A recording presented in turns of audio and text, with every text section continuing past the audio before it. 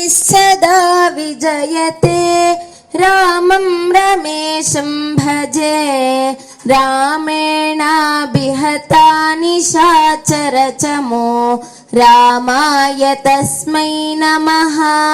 रामा नास्ति परायणं परतरं रामस्य दासोऽस्म्यहं रामे चित्तलयः सदा भवतु मे भो राम मामुद्धर भो राम मामुद्धर। ಶ್ರೀ ಗುರುಭ್ಯೋ ನಮಃ. ನನ್ನ ಹೆಸರು ಪ್ರಜ್ಞಾ. ನಾನು ಶುಭಂ ಕರೋತಿ ಮೈತ್ರೇಯಿ ಗುರುಕುಲದಲ್ಲಿ ಓದುತ್ತಿರುವ ವಿದ್ಯಾರ್ಥಿನಿ. ನಾನು ಈಗ ರಾಮಾಯಣದ ಬಗ್ಗೆ ನನಗೆ ತಿಳಿದಿರುವಷ್ಟು ವಿಷಯವನ್ನು ನಿಮಗೆ ತಿಳಿಸಲು ಇಚ್ಛಿಸುತ್ತೇನೆ. ಒಮ್ಮೆ ತ್ರೇತಾಯುಗದಲ್ಲಿ ರತ್ನಾಕರನೆಂಬ ಬಾಲಕನು ಇದ್ದನು. ಅವನು ಪ್ರಚೇತಸ ಮಹರ್ಷಿಗಳ ಪುತ್ರನು. ಅವನು ಬುದ್ಧಿವಂತನೂ ಶೀಲವಂತನೂ ಸಹ ಆಗಿದ್ದನು. ಹೀಗಿರಬೇಕಾದರೆ ಪ್ರಚೇತಸರ ಮರಣ ನಂತರ ಅವನ ಸಂಸಾರದ ಹೊಣೆಯೆಲ್ಲವೂ ರತ್ನಾಕರನ ಮೇಲೆಯೇ ಬಿದ್ದು ಅವನು ಸಂಪಾದನೆಗಾಗಿ ಉಪಾಯವನ್ನು ಹುಡುಕತೊಡಗಿದನು. ಯಾವುದೇ ಉಪಾಯವನ್ನು ಕಾಣದೆ ಅವನು ಕಾಡನ್ನು ಅಲಿಯುತ್ತಾ ಕಾಡಿಗೆ ವಿಹಾರಕ್ಕೆಂದು ಬರುತ್ತಿದ್ದ ಎಲ್ಲಾ ಜನರ ಹತ್ತಿರ ಇದ್ದ ವಸ್ತುಗಳನ್ನು ದರೋಡೆ ಮಾಡುತ್ತಿದ್ದನು. ಈ ದರೋಡೆಯಿಂದ ಅವನಿಗೆ ಸಂಪಾದನೆ ಆಗುತ್ತಿತ್ತು. ಒಮ್ಮೆ ನಾರದ ಮಹರ್ಷಿಗಳು ವನವಿಹಾರಕ್ಕೆಂದು ಭೂಮಿಗೆ ಬಂದಾಗ ರತ್ನಾಕರರು ನಾರದರನ್ನು ಬಂಧಿಸಿ ಅವರಲ್ಲಿದ್ದ ವಸ್ತುಗಳನ್ನು ದರೋಡೆ ಮಾಡಲು ಹೋಗ್ತಾನೆ. ಆಗ ನಾರದರು ಕೇವಲ ಒಂದು ಪ್ರಶ್ನೆ ಕೇಳ್ತಾರೆ. ಏನಂತ ಅಂದ್ರೆ, ನೀನು ಇಂಥ ಪಾಪ ಕೆಲಸ ಮಾಡ್ತಾ ಇದ್ಯಲ್ಲ, ನಿನ್ನ ಪಾಪ ಕೆಲಸಕ್ಕೆ ನಿನ್ನ ಸಂಸಾರದಲ್ಲಿರುವ ಹೆಂಡತಿಯಾಗಲಿ ಅಥವಾ ಮಕ್ಕಳಾಗಲಿ ಭಾಗಿಯಾಗ್ತಾರ, ಕೇಳ್ಕೊಂಬ ಅಂತ ಹೇಳಿದಾಗ ರತ್ನಾಕರರು ಹೋಗ್ತಾರೆ. ಹೆಂಡತಿ ಹತ್ರ ಕೇಳ್ತಾರೆ, ನಾನು ಸಂಸಾರದ ನಿರ್ವಹಣೆಗಾಗಿ ನಾನು ದರೋಡೆನ ಮಾಡ್ತಾ ಇದ್ದೀನಿ, ಇದು ಘೋರ ಪಾಪಕೃತ್ಯವಾಗಿದೆ. ನೀನು ನನ್ನ ಪಾಪಕೃತ್ಯಕ್ಕೆ ಭಾಗಿಯಾಗ್ತೀಯ, ನನ್ನ ಪಾಪವನ್ನು ಅರ್ಧದಷ್ಟು ನೀನು ಹಂಚ್ಕೋತೀಯ ಅಂತ ಕೇಳಿದಾಗ ಆ ಹೆಂಡತಿ ಹೇಳ್ತಾಳೆ, ನಿನ್ ಪಾಪ ನಿನಗೆ ನಾನ್ಯಾಕೆ ಹಂಚ್ಕೋಬೇಕು ಅಂತ ಒರಟಾಗಿ ಮಾತಾಡ್ತಾಳೆ. ಇದರಿಂದ ಖೇದಗೊಂಡಂತಹ ರತ್ನಾಕರರು ಪುನಃ ನಾರದರ ಬಳಿ ಬಂದು, ನಾನು ಪಾಪ ಮಾಡಿದ್ದೇನೆ, ಆ ಪಾಪವನ್ನು ನಾನೇ ತಿನ್ನಬೇಕಾಗಿದೆ, ಏನು ಮಾಡುವುದು ಅಂತ ಕೇಳ್ತಾರೆ.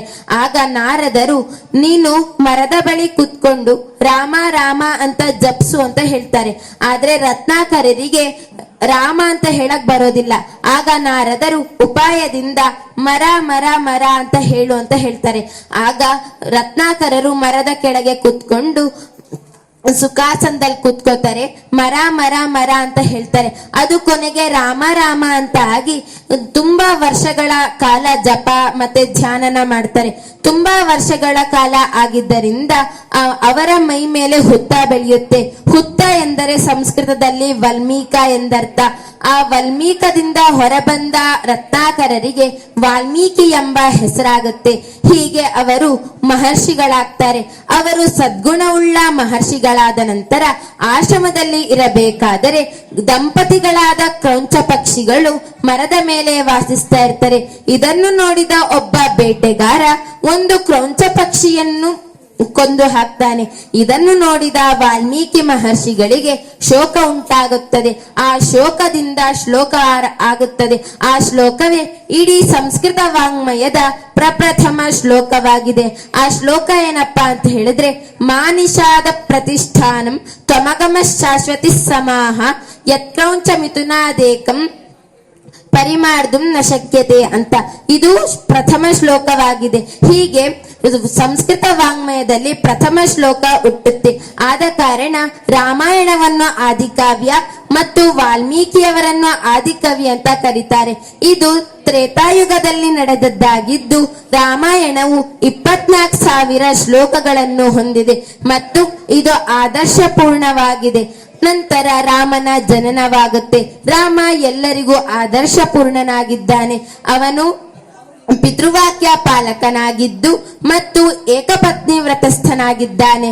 ಇವನು ಈ ದಶರಥ ಮಹಾರಾಜನಿಗೆ ಪುತ್ರರಿಲ್ಲದೆ ಪುತ್ರಕಾಮೇಷ್ಟಿ ಯಾಗವನ್ನು ನಡೆಸಿ 4 ಪುತ್ರರನ್ನು ಪಡೆಯುತ್ತಾನೆ. ಅವರೇ ರಾಮ, ಲಕ್ಷ್ಮಣ, ಭರತ, ಶತ್ರುಘ್ನರೆಂದು. ಆ 4 ಪುತ್ರರು ಜನಿಸಿ ಬಿಲ್ವಿದ್ಯೆಯನ್ನು ಕಲಿತು ಶ್ರೇಷ್ಠ ಬಿಲ್ವಿದ್ಯೆಗಾರರಾಗ್ತಾರೆ.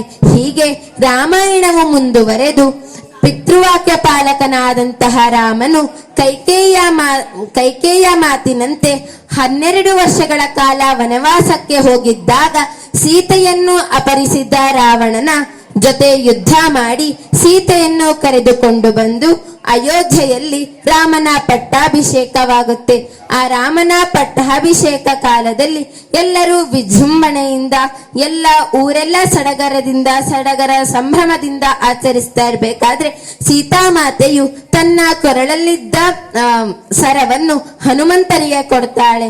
ಆಗ ಹನುಮಂತನು ಅದನ್ನು ಕಚ್ಚಿ ನೆಲಕ್ಕೆ ಉಜ್ಜಿ ಕೊನೆಗೆ ಆ ಸರವನ್ನು ಹರಿದು ಹಾಕುತ್ತಾನೆ.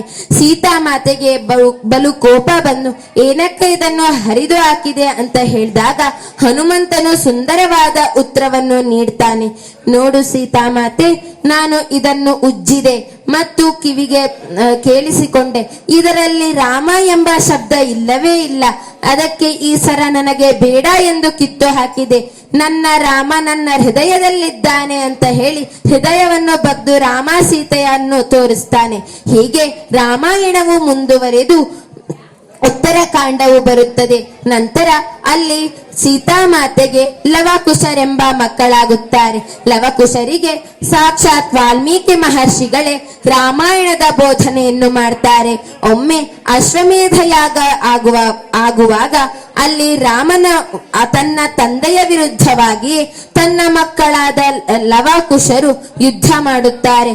ಆದರೆ ರಾಮನಿಗೆ ತನ್ನ ಮಕ್ಕಳೆಂದು ಗೊತ್ತಾಗುವುದಿಲ್ಲ. ಕೊನೆಗೆ ರಾಮಾಯಣದ ಅಂತಿಮ ಕಾಲದಲ್ಲಿ ತನ್ನ ಮಕ್ಕಳೆಂದು ತಿಳಿದು ಅವರಿಂದ ರಾಮಾಯಣವನ್ನು ಹಾಡಿಸಿ ಸೀತಾಮಾತೆಯನ್ನು ತನ್ನ ಬಳಿಗೆ ಕರೆದುಕೊಂಡು ಬಂದಾಗ ಸೀತಾಮಾತೆಯು ಹೇಳುತ್ತಾಳೆ, ನಾನು ಪವಿತ್ರಳಾಗಿದ್ದರೆ ಈ ಭೂಮಿ ತಾಯಿ ನನ್ನನ್ನು ಕರೆದುಕೊಂಡು ಹೋಗಲಿ, ಅಪವಿತ್ರಳಾಗಿದ್ದರೆ ನಾನು ಇಲ್ಲೇ ಇರುತ್ತೇನೆ ಎಂದಾಗ ಭೂಮಿಯು ಬಿರುಕಾಗಿ ಆ ಭೂಮಿ ತಾಯಿಯು ಹೊರಬಂದು ತನ್ನ ಸುಪುತ್ರಿಯಾದಂತಹ ಸೀತಾಮಾತೆಯನ್ನು ಕರೆದುಕೊಂಡು ಹೋಗುತ್ತಾಳೆ. ನಂತರ ಸೀತಾಮಾತೆ ಇಲ್ಲದ ಜೀವನ ನನಗೂ ಬೇಡ ಅಂತ ಹೇಳಿ ರಾಮನು ಅಯೋಧ್ಯ ನಗರದಲ್ಲಿರುವಂತಹ ಸರಯೂ ನದಿಯಲ್ಲಿ ತನ್ನ ಅವತಾರವನ್ನು ಮುಗಿಸುತ್ತಾನೆ. ಹೀಗೆ ರಾಮಾಯಣವು ಮುಗಿಯುತ್ತದೆ. ಈ ರಾಮಾಯಣದಿಂದ ನಾವು ಹೇಗೆ ಬಾಳ್ಬೇಕು, ಹೇಗೆ ಜೀವನವನ್ನು ಮಾಡಬೇಕು, ಯಾರಿಗೆ ಹೇಗೆ ಉತ್ತರಿಸಬೇಕು, ದುಷ್ಟರಿಗೆ ದುಷ್ಟರಾಗಿ ಒಳ್ಳೆಯವರಿಗೆ ಒಳ್ಳೆಯವರಾಗಿ ಬದುಕಬೇಕು ಅಂತ ಈ ರಾಮಾಯಣವು ನಮಗೆ ತಿಳಿಸುತ್ತದೆ. ರಾಮಾಯಣವನ್ನು ಓದೋಣ ಮತ್ತು ಅದರಲ್ಲಿರುವ ಎಲ್ಲಾ ಗುಣಗಳನ್ನು ನಮ್ಮಲ್ಲಿ ವರ್ಧಿಸಿಕೊಳ್ಳುತ್ತಾ ಆದರ್ಶ ವ್ಯಕ್ತಿಗಳಾಗೋಣ ಅಂತ ಹೇಳ್ತಾ ಎಲ್ಲರಿಗೂ ಧನ್ಯವಾದವನ್ನು ಹೇಳ್ತೇನೆ. ಧನ್ಯವಾದ.